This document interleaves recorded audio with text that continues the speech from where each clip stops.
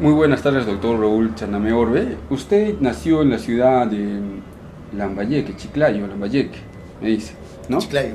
Sí, Chiclayo.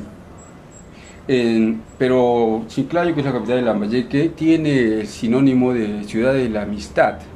Y este concepto de la amistad en el derecho se utiliza mucho ahora, está mucho en boga. Queríamos saber que usted nos dé una pequeña reseña aprovechando sus dotes de historiador. ¿De dónde viene este título a Lambayeque de Ciudad de la Amistad?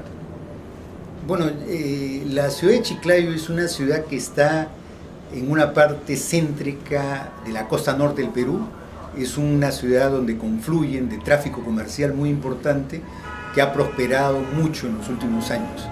Y tiene, estoy hablando desde el siglo XIX, cuando se fundó Chiclayo, una población básicamente en sus orígenes que vivía de la actividad agrícola, y su tradición, su forma, su idiosincrasia era una idiosincrasia comunitaria, ¿no? Y eso creo que ha creado un espíritu de mucha fraternidad que siempre se ha mantenido históricamente en esta ciudad, que hoy día es una de las ciudades modernas de la costa norte del país. Yo tuve la suerte, porque mi padre ha sido policía, oficial de la policía, de nacer en la tierra de mi padre, cuando él fue accidentalmente una función de servicio. Pero siempre me he sentido ligado al norte, he estudiado en Lima todo lo que llamamos la primaria, la secundaria, la universidad, pero siempre he tratado de identificar la riqueza que tiene el Perú. Es un país de tradición milenaria, donde confluyen un conjunto de culturas que han aportado mucho. En el norte están los mochicas, los chimú, que no necesariamente debemos confundirla con los incas. Son tradiciones prehispánicas muy importantes, de culturas artísticas. Estos huacos, retratos, son pues expresión del desarrollo de un nivel estético superior en América Latina. Los huacos de Paracas, por ejemplo, son incomparables. Yo, que trato el tema de la pintura, he visto que grandes pintores, como Picasso, por ejemplo, se inspiraron en los huacos Paracas para establecer estas líneas, e incluso ellos han reclamado que parte del surrealismo está inspirado en estos huacos, en estos mantos, que ya de por sí eran la estética del ser humano de estas tierras, ¿no? Somos un país que tiene un arte y que recién lo estamos descubriendo en sus esencias. Doctor, justo aprovechando su discurso, Fernando Escislo, que acaba de fallecer, ¿no?, hace poco, escribe un libro que se llama La vida sin dueño, y en él relata exactamente que su obra, mire, que es considerada una obra moderna, proviene justamente de este arte preincaico, ¿no?, que ha sacado de ese estilo lo que es ahora su arte, y ahora es altamente considerado, internacionalmente considerado Fernando Escislo. ¿Qué tiene usted que decir respecto a la obra de Fernando Escislo? Sí, Escislo, que es un gran pintor de arte abstracto, que se tuvo que enfrentar a la no comprensión, porque también cuando Escislo aparece en los años 50 en nuestro medio, predominaba estéticamente la pintura indigenista, pero se creía que era indigenista porque aludía al campesino, al poncho y al ande. Pero Escislo demostró que el ser peruano, o identificar estos temas, no significa que exclusivamente por eso se puede transmitir la peruanidad. La peruanidad tiene múltiples manifestaciones, y él, en un arte abstracto, a través de uso de formas y colores, identificó el pasado pero en abstracto, identificó lo telúrico pero en abstracto, identificó lo nativo pero en abstracto, y también identificó lo indio pero en abstracto, ¿no? Porque todos sus cuadros son quechuas, ¿no? Sí. Son quechuas, y tiene series y pasajes, y entonces él pudo hacer este arte que a muchos ha llamado la atención en el mundo gracias a que tuvo una inspiración local importante, ancestral, y precisamente él ha descrito en estas memorias que en Europa, al descubrir la gran pintura europea, se dio cuenta que el origen de esa pintura estaba en nuestros mantos, en nuestros huacos, en nuestros murales ancestrales, que el peruano, por su limitación, por su localismo estrecho y a veces cerrado, no entendía la dimensión de este arte. El problema no es cómo, y ahí se ha demostrado que un arte puede ser figurativo, realista o abstracto, sino cómo tratas el contenido de ello, ¿no? Uh-huh. Entonces, De Cislo ha hecho un gran trabajo y será perdurable porque se identificó con este pasado, este elemento telúrico propio de los peruanos. Y ahí están los nombres de cada uno de sus cuadros que se puede decir eran repetitivos en el tema peruano. Es cierto. Doctor, es usted uno de los pocos de los que conocemos abogados que además sabe sobre pintura.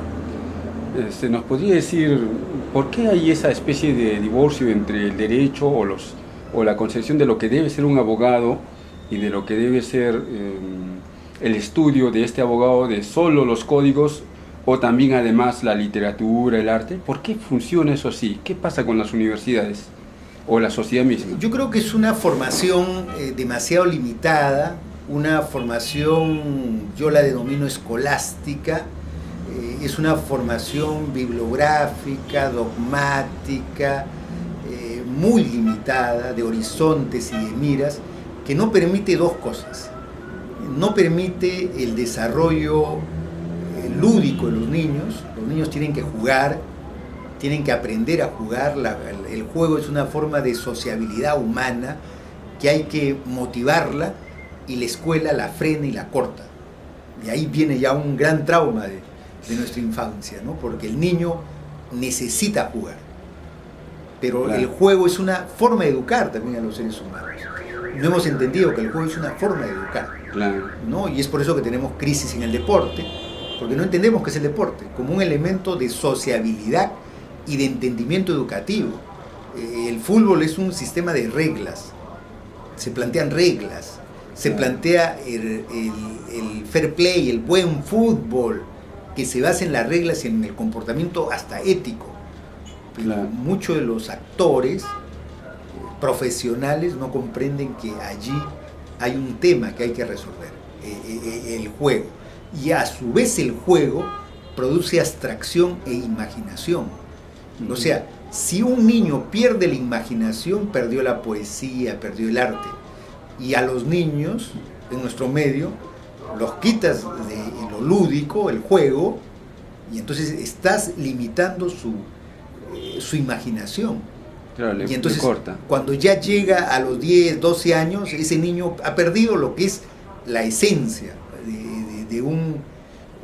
de un infante, que es su imaginación. Y es por eso que cuando lee literatura ya en los grados superiores, en secundaria, no entiende la literatura.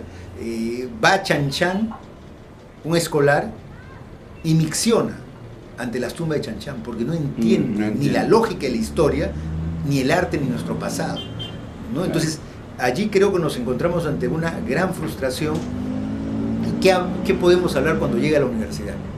Cuando llega a la universidad lo que va a reproducir son esta formación escolástica donde el arte, el deporte, la vida misma aparece divorciada de lo que es el estudio. Y peor aún, hay disciplinas que limitan eso. En las ciencias sociales se recrea eso. Un joven que quiera hacer historia en el Perú tiene que saber un poco de arte. Un joven que quiera hacer filosofía tiene que saber arte. Su abstracción va por allí. Pero un hombre que le enseñan normas y leyes, casi lo han expulsado todo elemento artístico o literario. Por ejemplo, veo que hay un renacimiento en el Perú de la escuela de literatura y derecho. Claro, o sea, entender que si no sabes literatura no vas a ser un buen abogado. porque necesitamos escribir, necesitamos saber las fábulas, necesitamos saber pensar lógicamente en relación a estas tradiciones literarias tan importantes. Pero también hay un movimiento reciente en el Perú de historia y derecho. Es otro movimiento muy importante. Si no conoces el pasado, no vas a conocer, no vas a entender el presente, no vas a entender cuáles son la evolución de las normas. Y hay otro movimiento reciente, que yo lo saludo, que es el movimiento de cine y derecho. Yo tuve la oportunidad de ir a la Universidad de Washington en una visita académica, y hay algo que me llamó la atención extraordinariamente.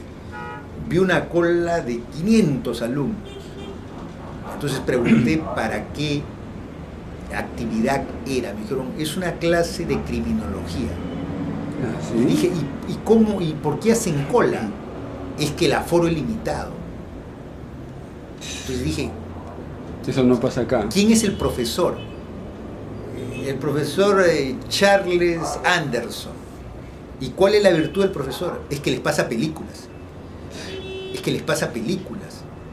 Y después de las películas debaten y dialogan sobre el tipo penal, el crimen y otros derivados.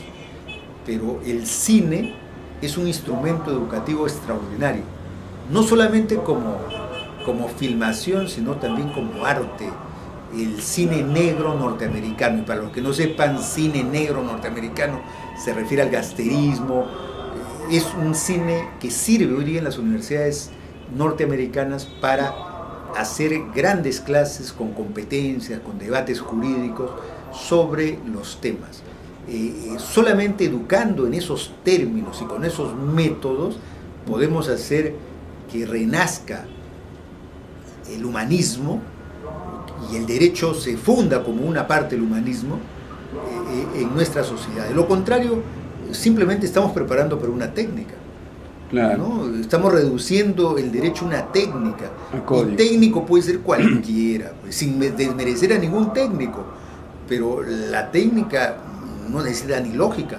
La técnica es un acto repetitivo, ¿no? Entonces, otra cosa es entender que el derecho es una ciencia, también es un arte, También es un arte. y tiene elementos técnicos, pero la técnica no puede dominar la ciencia. Doctor, ¿usted leyó el libro de Francesco Carneluti, El arte del derecho? Claro.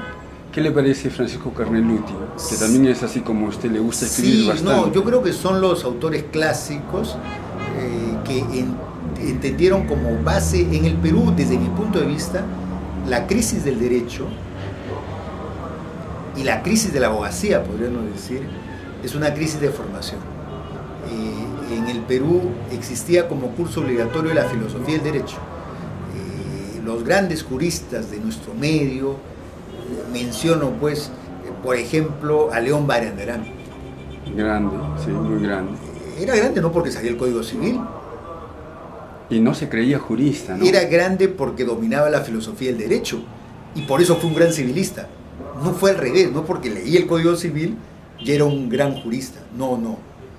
Era un gran filósofo, su formación era humanista, tenía una formación muy amplia en el concepto filosófico de lo que es el derecho. Y hay una generación que va a dominar la filosofía del derecho, el propio Ribagüero, multifacético, historiador, sociólogo, literato, pero también jurista. Y su rigurosidad jurídica estaba basada en un profundo conocimiento de la filosofía, autores, basta. Y en ese sustento produjeron una base teórica en el Perú importante en el orden jurídico. Alzamora Valdés, ¿no? Alzamora Valdés, que fue el último gran filósofo del Perú, de filosofía del derecho. Alzamora, que tenía una formación muy rigurosa, de base cristiana, fue uno de los últimos grandes profesores con textos de filosofía del derecho. San Marcos en los años 60, desde mi punto de vista, con una concepción equivocada, terminó limitando, anulando y cancelando los cursos de filosofía del derecho. Y nos fuimos de una crisis ya ¿En qué tiempo, de las ¿no? ideas en los años 60, 70. ¿Y por cuánto periodo? Claro, se transformó de que se anuló la filosofía del derecho y se puso cursos de materialismo histórico, materialismo dialéctico, que finalmente fueron anulados, que eran cursos ideológicos, pero ya de allí no se pudo recuperar la formación en filosofía del derecho y terminamos pues que la formación del derecho es una formación en el proceso, o sea, el proceso es importante, pero es consecuencia de, no es que el proceso determine el derecho, ¿no? Y entonces empezamos a confundir causa y efecto, y en esa crisis del pensamiento universitario tenemos pues una formación. Yo he ido a varias universidades y he visto los programas, hay programas que atentan contra la formación. No se le enseña derecho romano, no se le enseña historia del derecho, no se les enseña filosofía del derecho. Y entonces, si no comprendes las columnas básicas del orden jurídico, entonces es imposible que apliques con justicia un procedimiento, porque no tienes valores, careces de la epistemología que sostiene tus ideas, ¿no? Entonces, o sea, hemos terminado tributarios de la técnica y no del fundamento de la disciplina. Sí, porque ahora se dice defensa técnica cuando se hace una alegación jurídica. Doctor, sigamos con su historia, que nos interesa mucho. Usted nace en Lambayeque, en Chiclayo. ¿Cómo es que llega a Lima? No, mi padre era oficial de la policía, vivíamos en Lima, vivía en Lima. Pero usted nace... Pero me lleva a mi madre para que yo nazca en su tierra, lo cual para mí es un honor. Pero siempre hemos vivido en Lima. He estudiado en Lima en el Colegio Santo Toribio de sacerdotes, me dieron una formación, me enseñaron 3 cosas que siempre han quedado grabadas en mi vida. Una formación humanista importante, abierta, plural, a pesar de que era un colegio religioso.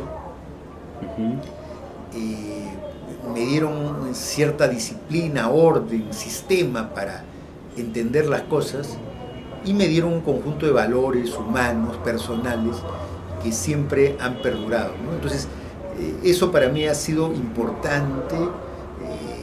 Yo pude leer autores críticos en el colegio, porque tenía profesores, amigos que ya leían cosas distintas. ¿Fueron sus amigos o su familia quien lo inculcó, lo llevó a leer libros? ¿O era una curiosidad, por decirlo así, innata en usted? ¿Cómo nació ese afán? La lectura me la inculcó mi hermano mayor. Mi hermano Lucho, mi hermano mayor que estudiaba en el colegio, me llevaba 5 años. Mientras yo estaba en primaria y estaba en secundaria, pero él tenía su propia biblioteca y entonces poco a poco me invitó a leer algunos libros. ¿Se acuerda el primer libro que leyó usted? No, ¿O el que más le impresionó? Me hacía leer novelas, de todo un poco, pero hasta que le agarre el gusto y la curiosidad a la lectura, y eso también se vinculaba al tema del colegio, donde también nos ponían con buenos métodos en concursos, en debates, profesores motivadores, ¿no? Porque cuando tienes un profesor motivador te inspira también a proseguir, ¿no? Y no tomar pues el estudio como una carga, que es lo que ocurre con los alumnos, ¿no? Los alumnos quieren correr del colegio, ¿no? Entonces, cuando debe ser al revés, ¿no? Como tiene que haber profesores motivadores, y eso me ha servido mucho en la enseñanza universitaria. Dígame, ¿usted le practica o le gusta el deporte, doctor? Sí, hago deporte. ¿Qué deportes practica? Bueno, en el colegio hacía 2 deportes, que era el fútbol, el deporte nacional y el básquet, ¿no? Pero hay otra disciplina que me ayudó tremendamente, el juego de ajedrez. El juego de ajedrez, ¿no? El ajedrez, ahora ha ganado. El juego de ajedrez para mí, y yo pugno y lo digo, que en la formación del colegio debería enseñarse a jugar ajedrez. En la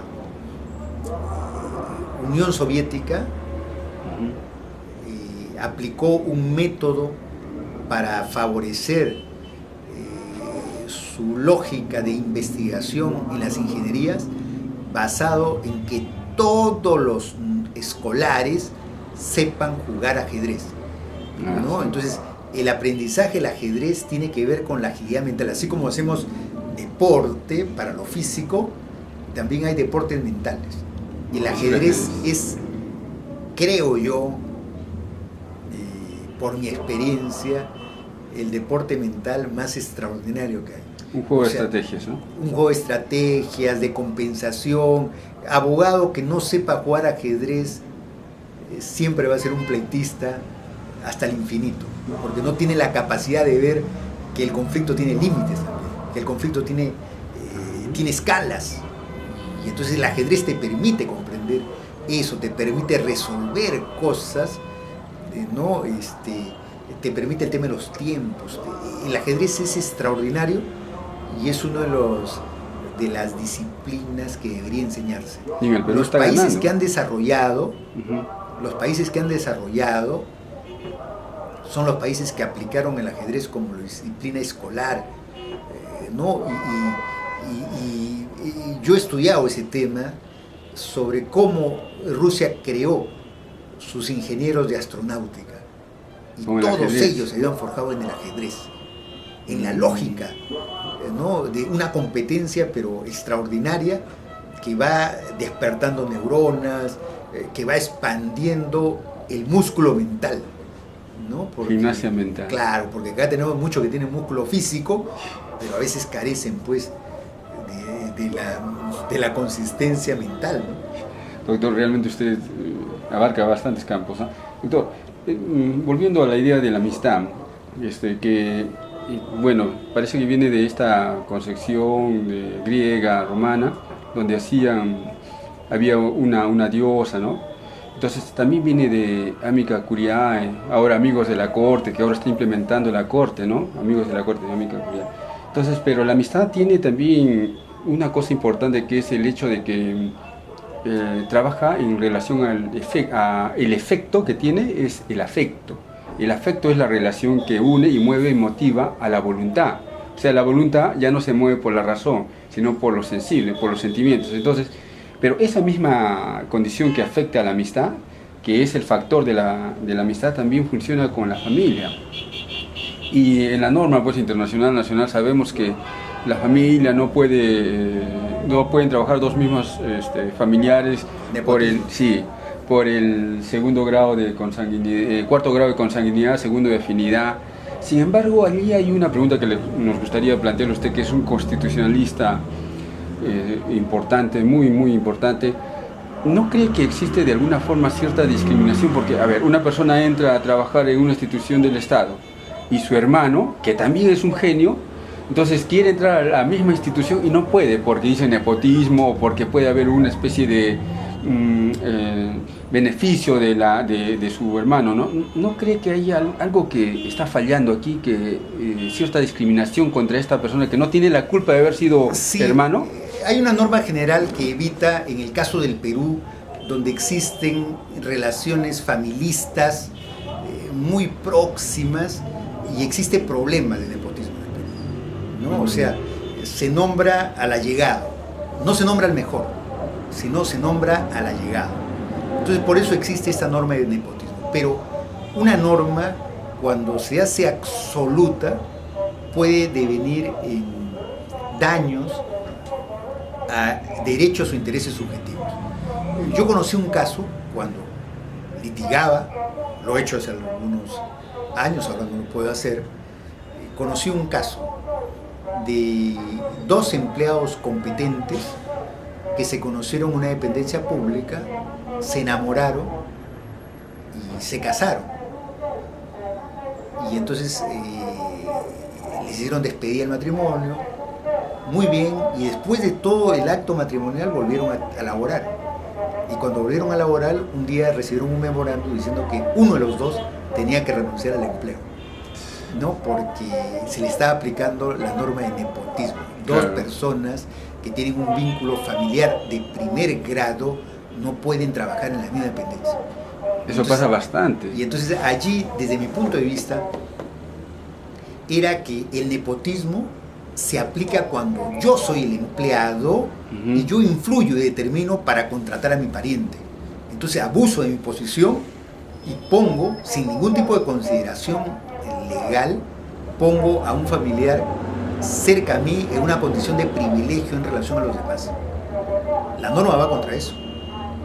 Pero acá la situación era distinta. Cada empleado concursó y ganó el concurso independiente. Claro, claro, no hay ahí nepotismo. Y por azar, por circunstancias, se conocieron en el empleo. Y el amor es una cosa, pues, Que rompe todos los esquemas. no, es una cosa potencial, ocurrió. Prendió y se casaron, porque han podido ser novios, han podido mantenerse como novios eternamente. Y eso pasa en varias instituciones ahora. Para saldar la norma. Pero ¿cómo? se casaron. Entonces, allí nosotros recurrimos a un proceso de amparo en relación a este tema y la judicatura dio parcialmente la razón. Pero me estoy poniendo en los casos. O sea, la ley se ha hecho para reprimir cualquier tipo de favoritismo ilegal, para hacer que mis familiares, mis amigos estén en un empleo de manera con favoritismo. Otra cosa es cuando las personas, como estoy señalando el caso, en base al concurso ganan porque tienen méritos académicos, méritos intelectuales, profesionales y tienen un empleo y traban una relación. ¿Por qué habría que hacer que renuncie? Allí pudo hacerse que vaya a otra dependencia, si ese es el criterio de que no estén juntos, vayan a otra dependencia porque ambos ingresaron en concursos distintos, en tiempos distintos y está probado que ninguno favoreció a otro para que ingrese, ¿no? Entonces hay condiciones donde si aplicamos la ley de manera totalitaria podemos terminar vulnerando derechos, como se dio en el caso que he descrito. Sí, doctor, ¿y no cree que se debería plantear esa situación? Porque yo conozco muchos casos, porque trabajo mucho en institución pública, donde las parejas justamente no se casan y el hombre o la mujer, bueno, aprovechan esa condición para decir, pues todavía no nos casemos y mantienen la relación en convivencia clandestina, pero todo el mundo sabe, ¿no? Claro, se vulneran otros derechos porque la familia está por encima del orden laboral. Claro. ¿No? Entonces, sí, yo creo que es un tema que hay que desarrollarlo en la jurisprudencia y también en la legislación, ¿no? Sí. Doctor, sobre su niñez, nos interesa saber el origen siempre de las personas, porque parece que la niñez ha sido la que ha generado luego las bases para todo lo posterior, ¿no? Sigmund Freud ha hablado sobre esto, con el Edipo, etc. También Mario Vargas Llosa escribió sobre esto con Elogio de la madrastra, pero en una concepción un poco ya más erótica, por decirlo de forma respetuosa. O también hubo una película, La vida es bella, ¿no? Muy conocida, donde se hizo que el niño no podía conocer que esto era una guerra, un centro de concentraciones, ¿no? De los nazis. Entonces, ¿qué es lo que ha influido en su niñez, según usted? Que en su vida, en su niñez, ¿qué ha influido, qué ha marcado su niñez en su vida? Bueno, ha marcado, como yo siempre lo señalo, mi padre trabajaba, era policía, trabajaba todo el día y nuestra madre estuvo muy apegada a nosotros, nos orientó, nos dio valores, nos dio un conjunto de enseñanzas que a mí me marcan como ser humano, de la tolerancia, el diálogo, la capacidad de componer las cosas conversando. ¿Su madre? Sí, muy importante en darnos unidad entre los hermanos, en crear afectos que hoy día son fuertes y sostienen una comunidad familiar, ¿no? Entonces, creo que eso ha sido importante. Mi padre ha sido un hombre muy coloquial, muy campechano, muy norteño en ese sentido, muy horizontal. Los del norte son así, ¿no? Sí, pero mi madre era, creo, la parte racional, la parte intelectual, la parte que me hizo comprender la dialéctica de contrario, ¿no? Siempre entender que hay los conflictos, cómo procesar conflictos, cómo pensar. Yo creo que la educación no solamente tiene que enseñar a leer y escribir. Los peruanos sabemos leer y escribir mayoritariamente, pero no sabemos pensar. Hay una debilidad, no sabemos pensar. Claro. Todo aquel que maneja un combi en Lima tiene secundaria completa. Pero la pregunta es si sabe pensar. Bueno. Entonces, el problema no es... el día de hoy es, te doy una computadora. Puedes manejar una computadora y esa es una técnica. Pero ¿sabes pensar? Claro, justo sobre ese tema a usted creo que siempre le ha gustado el tema, doctor. Escribió usted un libro, Pensadores del Derecho. ¿A qué apuntaba exactamente este libro? Bueno, eso es unas biografías que publiqué en el diario El Comercio sobre los grandes hombres del Perú. Y siempre he creído que los niños, los jóvenes, tienen que tener modelos, tienen que tener ejemplos, ¿no? O sea, todos nos motivamos, tú lo has dicho muy bien, el hombre tiene una parte racional, pero tiene una parte emotiva trascendente. Nos motivamos cuando vemos actos, gestos, personas a las cuales debemos admirar. O sea, una sociedad que no tiene a quien admirar, entonces está condenada al fracaso, porque no hay nadie superior a mí, no hay nadie que haya hecho algo más que yo, entonces yo lo puedo todo. Entonces esas sociedades se encaminan al fracaso. Entonces yo creo que en el Perú tenemos una inmensa generación de hombres y mujeres que han forjado el Perú, de los cuales hay que sacarle grandes enseñanzas, hay que aprender de ellos. Hay un género que me gusta mucho, son las memorias y las biografías. A mí me encanta. ¿No? Porque cuando uno ve las memorias, por ejemplo, me gustó mucho las memorias de Bolívar, pero las memorias objetivas de Bolívar. Claro, que tuvo también un amante, ¿no? Bolívar. Bueno, no solamente eso, sino que yo descubrí que Bolívar fue un fracasado permanente. Un fracasado permanente. Sí, Bolívar fue derrotado 40 veces. Y tuvo la fortaleza de volver 50 veces. Esa fue la enseñanza de Bolívar. No fue el éxito. O sea, alguien cuando ve una película, ve que un hombre tiene éxito a la primera. Esa creo que es la historia negativa. Si yo le enseño a los seres humanos que la vida es fácil, entonces a la primera que te derrota, no vuelves. Eso ocurre en el fútbol peruano. Aunque no hemos aprendido que el éxito es una larga persistencia. Genial su concepción, doctor. Pero eso me lleva a otra pregunta. No sé si usted ha conocido a Raúl Porras Barrenechea. No tuve oportunidad de conocerlo. Tengo los mayores testimonios de Porras, ¿no? Él intentó escribir siempre en perfecto, quería esa reflexión, pero como quería escribir tanto en perfecto, no escribió mucho porque quería ser un perfecto. ¿Qué le parece esa idea de la perfección, de hacer las cosas a la perfección, o de preocuparse mucho por la perfección?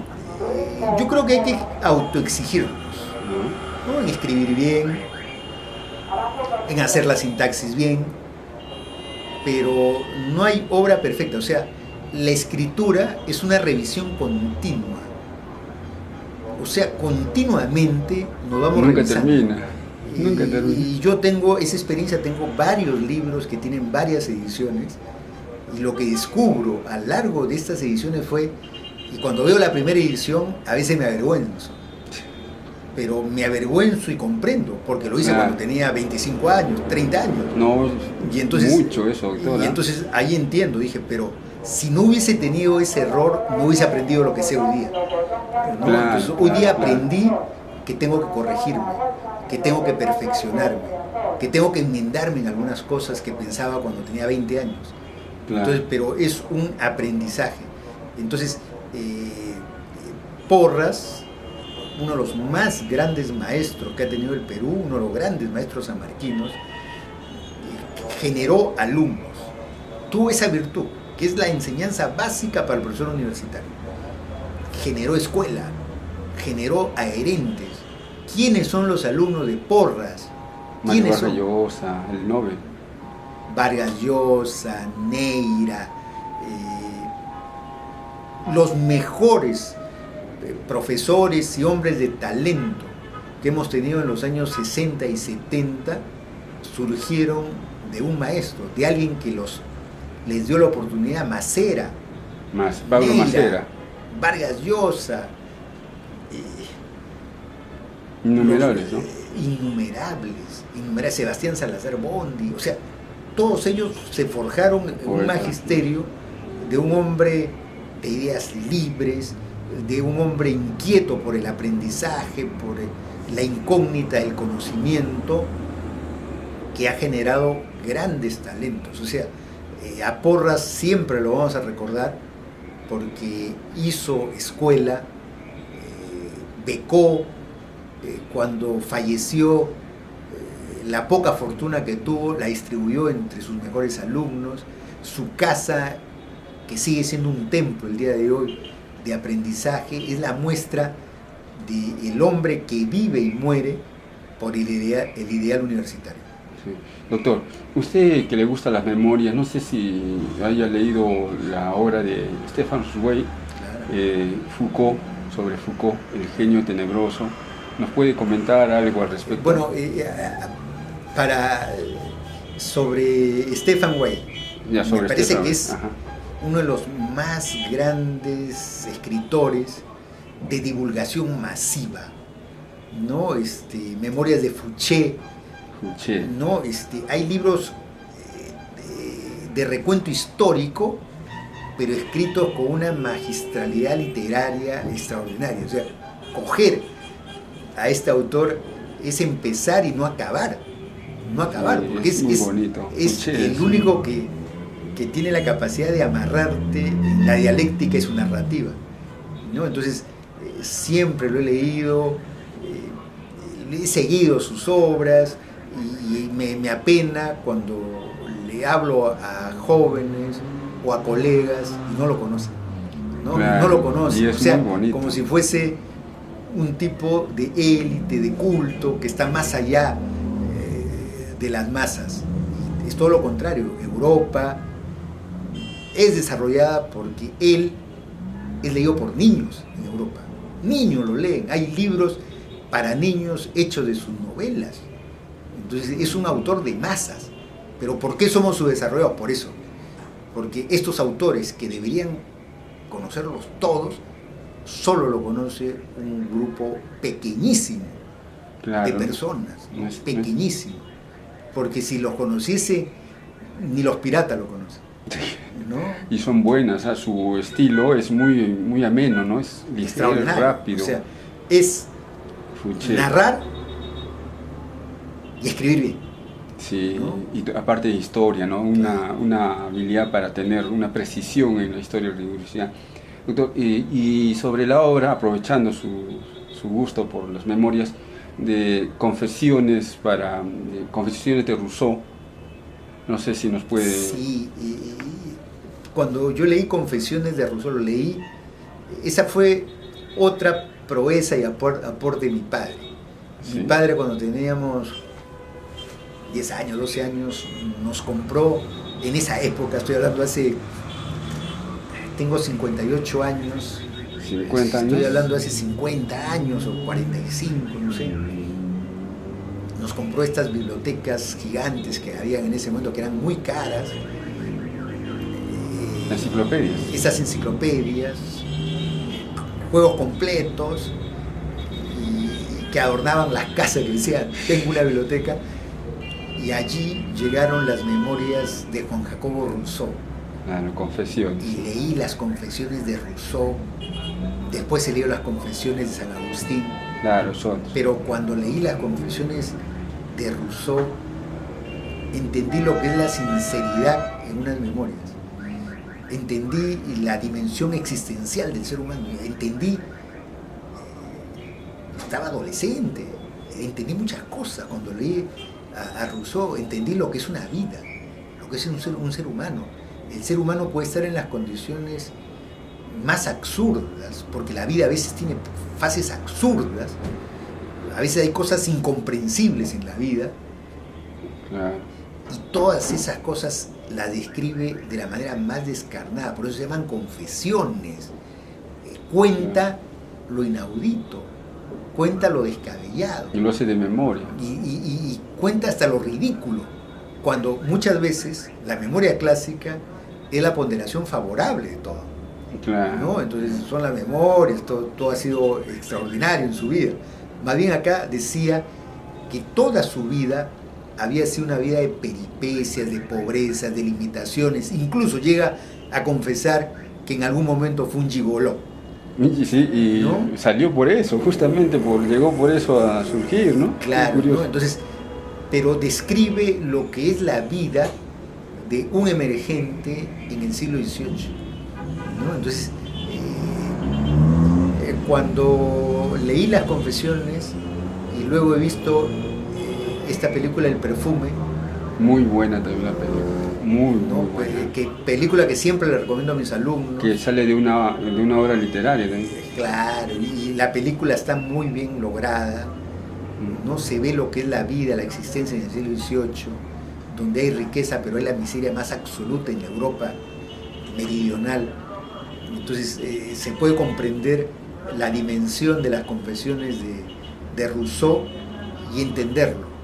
No, es por eso que me ganó mucho respeto Rousseau, y después de leer sus confesiones leí El contrato social, ¿no? Y cuando leí El contrato social entendí por qué este hombre que salía de la miseria proclamaba que el derecho más grande del siglo de las luces era el derecho a la igualdad.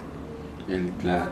Doctor, al lado de Rousseau, y como usted ha escrito tanto diccionario, yo no sé cómo puede usted haber escrito tanto, doctor. Yo tengo un libro que lo he estado recontra buscando, su libro de El diccionario de los abogados, que yo lo reviso y a mí me impresionó mucho porque no he visto un libro sobre abogados, un diccionario de abogados. Pero Voltaire también, que era contemporáneo que vivía en la misma época que Rousseau, escribió también un diccionario filosófico. ¿Nos puede comentar algo al respecto? Sí, el siglo de las luces es un siglo extraordinario porque se supera el medioevo, el oscurantismo, la Inquisición, y aparecen estos talentos emancipados de todo prejuicio, y hablan del cuerpo humano, hablan de la belleza, hablan del sexo, temas tabú en el siglo XVIII, y lo hacen con maestría, y surge pues lo que técnicamente conocemos como el positivismo, positivizar las ideas. Y entonces cuando tú quieres crear una masa crítica básica, te vas al diccionario, ¿no? ¿Cómo surge mi primer diccionario? ¿Cómo surgió, doctor? ¿No? Cuando yo estudiaba Derecho, en los años 80 en la Universidad de San Marcos, no había computadora. La técnica era el fichaje. Y entonces yo tenía unas 300 fichas con los conceptos más recurrentes del lenguaje jurídico. O sea, tuve pesares con el lenguaje jurídico, ¿no? Entonces nos hablaban de preclusión, de procedimiento, proceso, la sutileza del lenguaje. Claro. Y esa era la primera gran dificultad de los alumnos. Aprender conceptos. El concepto, porque el profesor te enseñaba conceptos y el alumno tenía severas dificultades. He visto naufragar a grandes colegas con el tema de los conceptos, no entender. Entonces racionalicé que lo que tenía es que manejar estas fichas para los cursos adecuados. Y entonces empecé a hacer mis fichas para mi uso, las fichas estas de cartón que hasta ahora las tengo, sí, conozco. hasta ahora las guardo como reliquia en mis años universitarios. Eso va a ser una reliquia. Y junté como 300 fichas y las fui actualizando, cambiando, modificando en la medida en que iba progresando en la vida universitaria. a tener estas fichas. No era un placer tener esas fichitas así, armarlas, porque yo hice alguna vez algo. Sí, era trabajoso, pero me acostumbré a manejar las fichas. Las tenía en una caja de zapato, Ya. ¿no? Las fichas ordenadas con la técnica en tinta roja y negra. Y entonces he tenido ordenadas mis fichas. Y entonces tuve la suerte de, cuando acabé la universidad y sustenté mi tesis de licenciatura, al acabar la sustentación de mi tesis, fui invitado por el decano y los alumnos del tercio estudiantil a enseñar en la universidad. O sea, el mismo acto, saliendo del... Salí y al mes siguiente estaba enseñando porque ¿Sobre qué era su tesis, doctor? mi tesis era sobre el origen del se titulaba Constitución, Estado y República en el Perú. ¿Cuántos años? Constitución, Estado y República. ¿Cuántos años tenía ustedes más o menos? 25, 27 años. ¿No? Entonces, joven. Salí a enseñar y empecé enseñando precisamente estos cursos. Y encontré la inmensa dificultad de los alumnos para las categorías. O sea, las categorías jurídicas.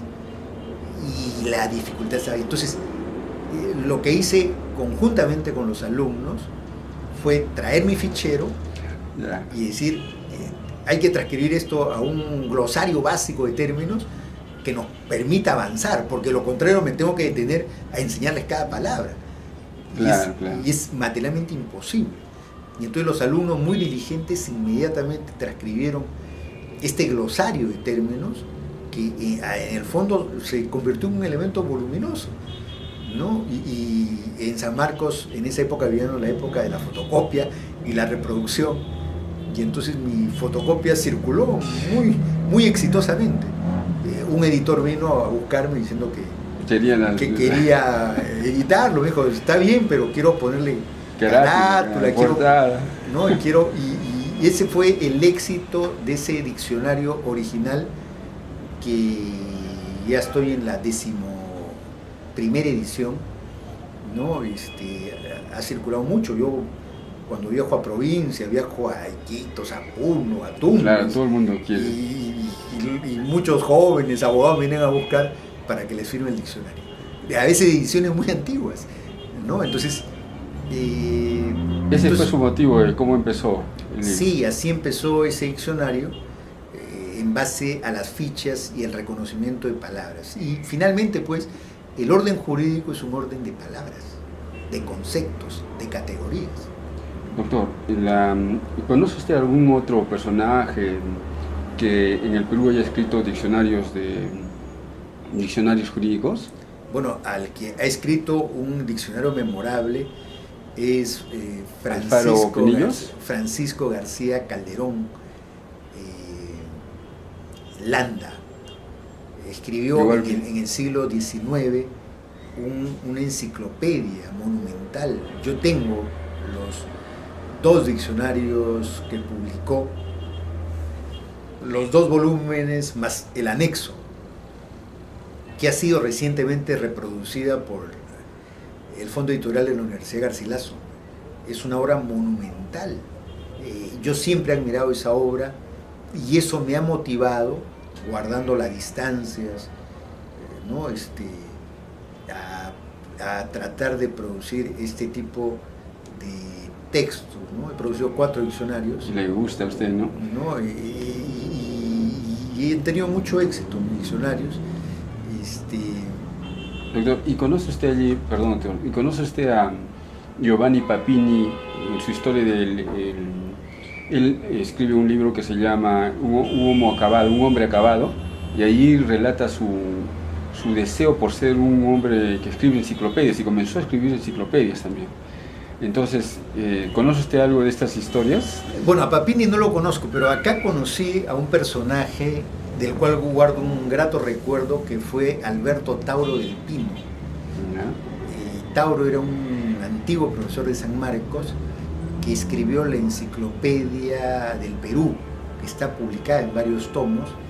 Hizo la colección del sesquicentenario de la Independencia y logré trabar amistad con Tauro y vi cómo trabajaba él, trabajaba en fichas, fichaba y hizo una enciclopedia extraordinaria que la iba actualizando permanentemente. Entonces eso me motivó, o sea, la sistemática, el método, la disciplina, cómo trabajar y hacer grandes proyectos. Lo tomé de Tauro, me pareció extraordinario la rigurosidad de Tauro. He tratado de imitarlo, no sé si con éxito, ¿no? Pero de ver esa forma de trabajar, esta enciclopedia del Perú, que es un documento extraordinario. ¿Y cómo se le ocurrió hacer un diccionario de abogados, doctor? Bueno, originalmente venía el mismo problema. Cuando hablábamos de Kelsen, de Lowenstein, de Jariu, entonces los alumnos, estamos hablando en la época lo que se llama AC. AC. No es antes de Cristo. Ya. Es antes de la computadora. Esa buena, esa. ¿No? Entonces, soy de esa generación. Sí. Entonces, en esa generación, yo en el curso de Introducción al Derecho, hablaba de la teoría pura del derecho de Hans Kelsen, y el alumno no sabía quién era Kelsen. No sabía quién era Kelsen. Entonces yo desarrollaba la teoría pura del derecho, pero el alumno no tenía el más mínimo conocimiento de Kelsen. Entonces empecé a fichar estas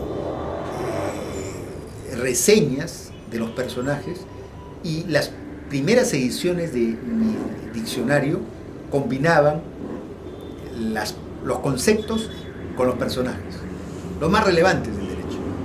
Ya, por ahí nació. Pero usted ha hecho de casi todo, o de todos, creo, los abogados. Entonces creció tanto que finalmente se independizó. Se hizo a recomendación de mi amigo, el doctor Jorge Basadre Ayulo, el hijo que usaba mi diccionario, y me dijo, ¿sabes qué? Pero sepáralos. Son materiales que tienen que ser autónomos. Y entonces hice eso, y en una edición, creo que en la tercera edición, ya se autonomizaron como 2 diccionarios independientes. Y el diccionario de abogados ha crecido tremendamente. Tiene una última edición. Tengo como 4.000 fichas, ¿no? O sea, doctor, es que el derecho es dinámico, ¿no? Claro, el derecho es dinámico, y surgen nuevos autores. Por ejemplo, ahora estamos con el neoconstitucionalismo. ¿Qué autores más hay integrado? Ferrajoli, claro. Muchos autores recientes, ¿no? que son actores vivos del pensamiento jurídico. Y usted los va anotando. Voy anotando, los incorporando. A todos le agradecemos, doctor, realmente es un trabajo enorme. Usted también ha escrito un diccionario de ciencia política. Norberto Bobbio hablaba de que había renunciado al derecho porque le fascinó más la política, y Norberto Bobbio escribió un libro, un diccionario político. ¿Nos puede hacer alguna referencia por qué este libro de ciencia política? Ojo que hay una condición que dice que la política precede al derecho, ¿no? Etcétera. Sí, yo en mis estudios de pregrado tenía 2 disciplinas que me encantaban. El derecho constitucional, donde tuve grandes profesores, Alfredo Quispe Correa, el doctor Herrera Paulsen, y de otro lado, la ciencia política, cuyo maestro sanmarquino más emblemático, precursor, es Paco Miró Quesada Rada. Francisco Miró Quesada, claro. Grandes obras de él. Y Paco tenía un taller, un grupo, tuve la suerte de ser su asistente, y teníamos una motivación. Bobbio y Mateucci eran nuestros paradigmas. O sea, para entender derecho constitucional es necesario tener formación rigurosa en ciencia política. Claro. No es que el derecho constitucional no es puro derecho, tiene elementos sociológicos. Pues es constitución política. Tiene elementos políticos. Entonces estas 2 disciplinas me marcaron, Y es por eso que en la misma dinámica el lenguaje político es muy rico. Ahora se entendido, ahora ya hay 7 escuelas de ciencia política, hay escuelas de gobierno, se ha entendido la importancia del tema de gestión, del reconocimiento epistemológico de la política, y desarrollé estas categorías. Y hizo usted su diccionario de ciencia política. Un diccionario que también ha tenido mucho predicamento, mucha aceptación, ¿no?, en las escuelas sobre ciencia política, ¿no? Es una disciplina muy dinámica, ¿no? Y estuve en México recientemente, encontré mi libro en México, ¿no? Entonces me alegré de que, claro, que estuviera por allá. De que sea, sí. Porque también he tocado personajes mexicanos, ¿no?, el tema de la Revolución Mexicana. Entonces es un libro, como todo libro que circula, que tiene... Yo siempre he dicho que estos son los libros, los diccionarios son los libros básicos de cualquier estudiante. Es cierto, es cierto. Doctor, ahí Ferdinand Lassalle escribe que la Constitución es la suma de los reales factores de poder. En mi concepto, en mi opinión, es el concepto más claro sobre lo que significa Constitución. Pero por lo general en los discursos que se escuchan, sin faltar respeto a nadie, se malentiende y se piensa que la Constitución solo es un texto, y entonces todos estamos enfrascados a encontrarle, como la boca a la ley, encontrarle nuestro concepto en la Constitución, como si la Constitución fuera el texto y no fuera esta suma, en este caso para mí, la relación de los factores reales de poder que son toda la sociedad. Entonces no se entiende eso. ¿Nos podría usted dar una explicación respecto al concepto de Constitución? Sí, el día de hoy, en el mundo entero, creo que estamos viviendo un debate sobre la categoría Constitución. Porque hoy día vemos que existen constituciones islámicas, ¿no? O sea, el concepto Constitución se ha universalizado, pero eso ha hecho más complejo entender qué cosa es una Constitución. Entonces, ya se ha superado la visión normativista de la Constitución. No esta Constitución, que la Constitución es un código más, ¿no? Esa visión ya ha sido superada, y en eso creo que ha aportado mucho el pensamiento de la escuela alemana, representado por este autor que ha estado en el Perú. Ha influido mucho la filosofía de Habermas en reconocer con mayor cabalidad el concepto de Constitución. Hoy día entendemos que la Constitución es más que una norma. No solamente es norma suprema. La Constitución, claro, es la categoría de Kells, es un producto de la cultura. ¿Cómo entendemos que es un producto de la cultura? Es un producto de lo que colectivamente pensamos los pueblos. Claro, un consenso. O sea, es un consenso. Un contrato social, ¿no? Es un consenso entre diversos. Es un pacto entre diferentes. Es un pacto entre diferentes. ¿No? Esa idea no ha calado todavía. Acá se cree que la Constitución es producto de una mayoría matemática en una asamblea constituyente. No. La Constitución es un pacto entre diversos que nos ponemos de acuerdo en mínimos para respetarnos. Claro. Doctor, aprovechando ya para terminar, para no quitarle más tiempo, aprovechando su vasto conocimiento en derecho constitucional, pero sin intentar ofender a nadie, solo como una idea, no hipótesis, el problema de la división del Congreso. El Congreso, otra vez, sin intentar incomodar a nadie, el Congreso tiene una estructuración de tal forma de que en este momento hay una mayoría que de alguna forma no deja no permite, la mayoría, que haya una mayoría, no se permite que haya, digamos, una elección. Por ejemplo, para que haya democracia hay necesidad que haya respeto de la minoría, pero además, para que exista democracia hay la necesidad de que haya la posibilidad de poder decidir de un lado o de otro. Cuando solo hay la posibilidad de decidir de un solo lado, ya no hay democracia. ¿Cómo cree que debe estructurarse? Es una opinión, digo, ¿no? La Constitución, o debe mantenerse así, o debe... Claro, es que el régimen republicano se sustenta en la democracia. La democracia como concepto también ha evolucionado. Así como ha evolucionado el concepto de constitución, el concepto de democracia que inventa Rousseau es la mayoría matemática.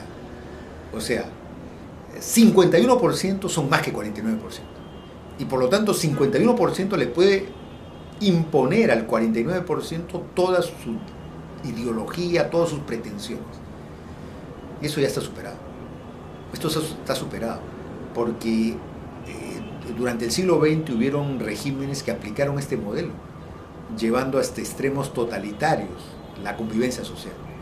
Entonces, hoy día decimos que la democracia es una suma de minorías, Claro. ¿no? Que se van construyendo temporalmente. No hay mayorías absolutas. Las mayorías son relativas, son temporales, son ocasionales. Aquel que hoy día es mayoría, mañana puede ser minoría. Y aquel que hoy día es mayoría, al revés, mañana puede ser minoría. Entonces, la dialéctica es cómo proteger y defender a la minoría. O sea, una democracia por su calidad se mide cuando se protege a la minoría, cuando se permite la disidencia, cuando se permite la discrepancia y que ella tenga una canalización adecuada. Me parece que el fenómeno constitucional más relevante que hoy día vive la sociedad contemporánea es el caso de Cataluña. Claro, que es un caso donde todo se pone en cuestión, el orden constitucional, la democracia y qué es la soberanía. Esas tres categorías hoy día están en revisión. Y es por eso que yo todos los días sigo con paciencia, trato de ser objetivo con el tema de qué cosa es lo bueno y qué cosa es lo malo lo que está pasando. Claro, la independencia o la organización, ¿no? Hasta claro. Mario Vargas Llosa se ha pronunciado y ha escrito sobre al respecto. Claro, lo he hecho con pasión, ¿no? Yo trato de ser objetivo, lo más desapasionado posible para ver qué cosa está ocurriendo en esta sociedad democrática que era para nosotros hasta antes de este proceso de Cataluña ejemplar. Es por eso que el concepto de democracia el día de hoy ya lo atisbó Bobbio y ya lo han dicho algunos pensadores. O sea, vivimos una especie de postdemocracia, algo nuevo como modelo. No basta votar tampoco, no basta votar. ¿No? La democracia de procedimiento es la que está en crisis. En el Perú tenemos democracia de procedimiento, cada 5 años votamos. La democracia es mucho más que eso. La democracia es información, transparencia, control. Pero es gobierno, ¿no? Es posibilidad de gobierno. Dialéctica de contrarios por la vía pacífica. Nada de violencia, ¿no? Nada de atropellar el derecho de la minoría, ¿no? Del consenso, que es otro elemento. Yo puedo ser mayoritario, pero tengo que aplicar el consenso para convencer a los que me adversan, ¿no? El consenso, palabra clave. Pero todo esto es producto del pluralismo. Nuestras sociedades son plurales, son diversas. Como nuestros climas son 114 aproximadamente. Doctor, usted escribió un libro que a mí me dejó también muy impresionado por el título y por lo que representa. Dice, ya no más juicios. Y bueno, le pone usted al lado, exija la conciliación. Explíquenos esa noción, esa idea, porque a mí me parece perfecta, ¿no? Este es un libro que surgió en los años 90, cuando todos identificamos que el sistema judicial en el Perú, por su excesiva carga procesal, había colapsado y todos teníamos esperanzas de que el proceso de conciliación iba a resolver gran parte de esta litigiosidad peruana, ¿no? Y entonces lo hicimos con esa añoranza, con esa esperanza. ¿Qué pasó? Estoy hablando hace casi 30 años, 27 años. Pero es una idea revolucionaria, pero es lamentablemente los medios alternativos no han funcionado ¿Por qué cree eso? Por muchas razones, por la propia cultura, por la propia formación que tenemos los abogados, ¿no? Muchos abogados no saben jugar ajedrez, pues, ¿no? Una conciliación es mucho más rica en algunos casos que un juicio que es oneroso, que es costoso. Es por eso que me mandaban una broma en WhatsApp diciendo que un juicio ganan todos menos las partes, o sea, ¿no? O sea, era una afrenta para los abogados, ¿no? Como si los abogados rentabilizamos un proceso, ¿no? Entonces, y es la concepción que se tiene, ¿no? Claro, es por eso que yo creo que la abogacía también debería estar interesada por la conciliación, ¿no? Ha funcionado en los grandes países, funciona el arbitraje, la conciliación, la negociación, la mediación, funciona. El Perú, ¿por qué no funciona? Entonces creo que hay que hacer una gran reforma en los colegios profesionales, en las universidades, en el sistema mismo de justicia, para ver qué cosa es lo litigioso, lo legítimamente litigioso, y qué cosa es una sobrecarga para el sistema, ¿no? Entonces, es por eso que la conciliación, como se prefiguró, fue un momento de esperanza, que lamentablemente se ha frustrado, ¿no? Se ha frustrado, porque simplemente en algunos casos la conciliación prejudicial se ha convertido en una etapa más dilatoria y con sobrecosto, ¿no? Entonces no ha cumplido el papel que todos deseaban. Claro, al menos que la conciliación tenga su fin allí mismo, ¿no? Doctor, por último, para ya no quitarle más tiempo, sus aficiones. ¿Qué aficiones tiene aparte de escribir diccionarios, inmensos diccionarios y obras sobre derecho constitucional? Me gusta mucho el deporte, me gusta el deporte. No, hago fulbito, hago cuando tengo tiempo, deporte. Tengo la suerte de que viven mis padres, mi padre es nonagenario, y eso me compensa, los visito mucho, viven muy cerca de mi casa, ese es un elemento motivador para mí, ¿no? Y me gusta... ¿Su familia es longeva, doctor? Por parte de mi padre, ¿no? Entonces, me gusta la buena conversación, los amigos, me gusta el arte, me gusta ir a una buena exposición de... ¿Colecciona usted algo, doctor? Colecciono libros de arte. ¿Le gusta? Libros de arte, tengo Pancho Fierro, Teodoro Núñez Ureta. ¿No? ¿Le gusta Picasso, Van Gogh? Sí, todos los grandes pintores me gustan. ¿Tiene algún estilo tiene que le atraiga más? No, yo soy... ¿Toulouse le atrae? Sí, todo, cuando viajo a España me paso días en el Museo del Prado, ¿no? Viendo y reviendo, ¿no? Estuve en México, una exposición que habían llevado pinturas de Picasso que no había visto, entonces me gusta la... Este expositor Sánchez, peruano. ¿qué le parece? Sí, también es... hay pintores que no han tenido lo que llamamos el marketing necesario. Humareda, Flores, por ejemplo, Flores del puntillismo, lo admiro a pesar de que no es muy conocido en nuestro medio. Y dentro de los jóvenes estoy admirando la pintura regional de Vendayán, de Loreto, ¿no? Que me parece que está dando lo local, lo regional, cómo se puede transformar en universal, ¿no? Entonces, hay jóvenes pintores que creo que van a surgir en los próximos años, en la medida en que el Perú empiece a modernizarse, a actualizarse en la sociedad, vamos a tener lo que ahora se llama las industrias culturales.